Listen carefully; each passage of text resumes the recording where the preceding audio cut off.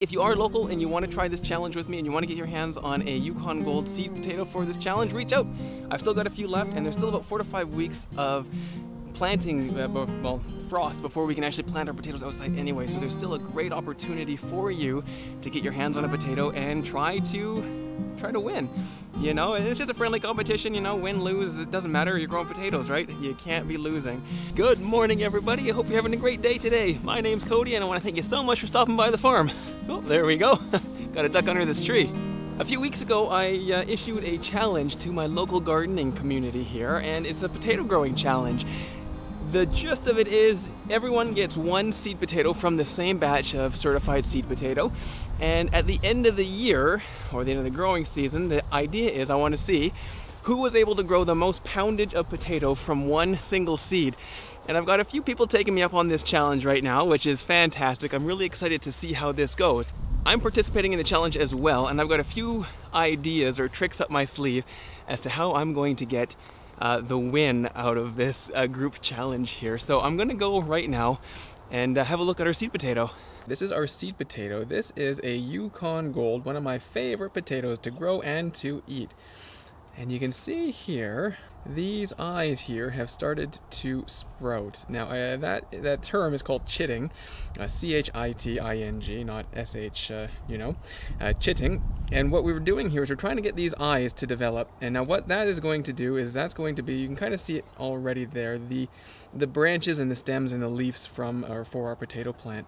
And like I say, the strategy behind this is for me to win. And what I'm going to do is I'm going to take each one of these eyes, cut it off of the plant or the potato here, and that then will be its own plant. And that's kind of the idea as to how I'm going to get more potatoes out of this. So we've got 1, 2, 3, there's one there, 4, 5, there's 6, one there, and I think there were 7 altogether, but so we'll say 7. And so I got 7 plants here that I'm going to be able to get. Now when you want to, if you're looking to chit your potatoes, you want to find the stem end, or the butt end here, and this is where the plant is connected, or the potato rather, is connected to the plant, and this other end here, there's no stem. This is typically where you're going to find most of your eyes on the potato. That's the way it's growing, right? So it comes off of the plant into the little umbilical cord, we'll say, which is that end there. And we have our eyes mostly forming on this end. We do have an eye, you know, down here, and there is even one at the butt end there, but the vast majority are on this top end. Now what you want to do to chit your potatoes, just to give them a head start, is you want to place them, the butt end down, with some nice air ventilation around them, and a bright indirect sunlight is great, and these eyes will start to develop for you, and that's a really good way to know that your plant is ready to go. So once your potato is nice and sprouted for you, the next thing that you want to do is you want to cut them up. Now my strategy is to cut each individual eye and plant that as its own plant. If you're growing for the size of the potato, you want around 2 eyes. That's going to give you nice big potatoes, but fewer of them.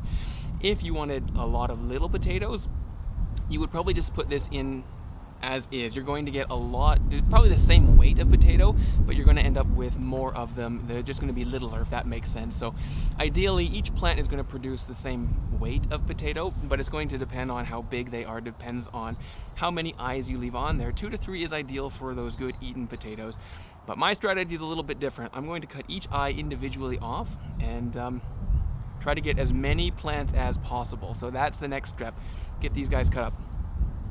Trying to do this as precise as possible. So I'm going to make one cut here. There we go. And you can see I've left this one in the sun and it's gotten green. Green potatoes, they're not really ideal to eat, but when you're growing them out, there is absolutely no problem with them being green like that. So we'll see here. I got one eye there. And there is actually a second eye right there. And I'm just going to cut that off too. Just split this guy right down the middle. There we go. So that's 2 pieces. Now,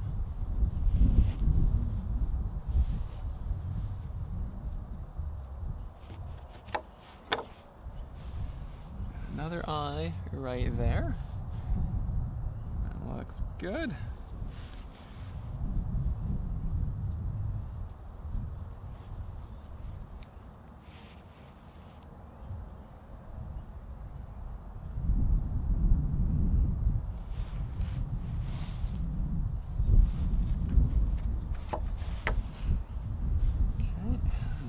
eye there.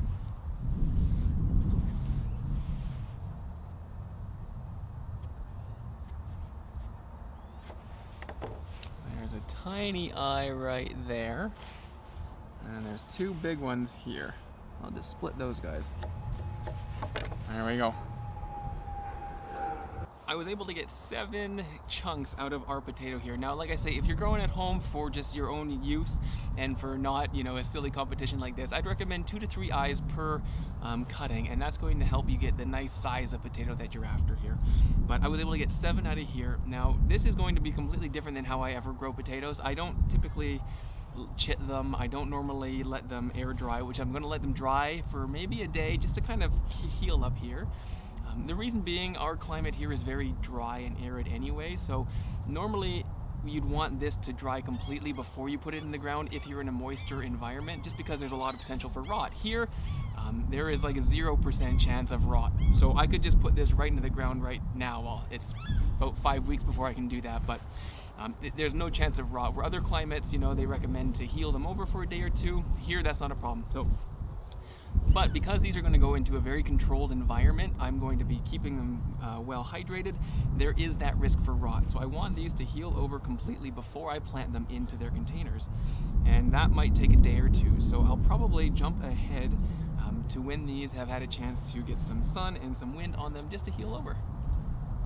Now those potatoes can have a chance to sit out and they can dry up and heal over, which I think is going to be a really good step, especially because I want to get them into their grow pots just so that I can get them started early, which is, I think, how I'm going to take a lead in this challenge here. And this will be completely different to how I've ever grown potatoes before. Grandpa taught me, you know, you just stick the potato in the ground, cut it in half, and you're good to go. So this one, I have been doing a lot of research, trying to figure out the best ways to optimize everything that I'm doing, right down from pre-sprouting to chitting, to how I divide them, and even I'm going to get them potted up early. I've never planted potatoes in pots before, so this is going to be a huge learning experience for me. I also have another secret trick that I'm not going to divulge yet, because I don't want anyone to to copy me. I'm very competitive, apparently. But it's going to, I think, really help boost my chances, and I think it's going to be a lot of fun, but it is kind of on the down low, hush hush right now. So once everything gets growing a little bit further, I'll bring you up to speed on what my plan is there. I've been growing potatoes for dang near 30 years now, you know, and I've learned everything just kind of on the farm, what we've done as far as what worked for Grandpa. You know, him and his family immigrated from Scotland, and they homesteaded out here on the prairies, you know, so what they had to do had to have worked, because they didn't have supermarkets to go to for their food, and that's the methodology anyway that I was taught growing up, and that's how I learned. And so it kind of has stuck with me a lot. I've done a lot of reading and a lot of research, and even with just talking with other people and their methods on how they do it, this is going to be very different from what I'm used to, and I'm really excited to kind of see what is going to work and what isn't going to work for our growing conditions here. I remember Grandpa would tell us stories about when he was younger, you know, and food was scarce over the winter. They would take a potato and they would just have a thick peel, you know, they'd peel off an eye and just a little bit underneath, and they'd eat the middle of the potato and they'd plant out the peel with the eye on it. You know, that's how tight things were back then. And it made sense, you know, and it worked, because there were 7 brothers and a sister, plus the parents out there, you know, so they had to do what they had to do, but it's just, yeah, it's just interesting bringing the old world in with the new world. And I don't know if you can see it. I'll try to catch him here. I don't know where he's at. Oh yeah, he's there. I don't know if it'll show up on camera or not. Maybe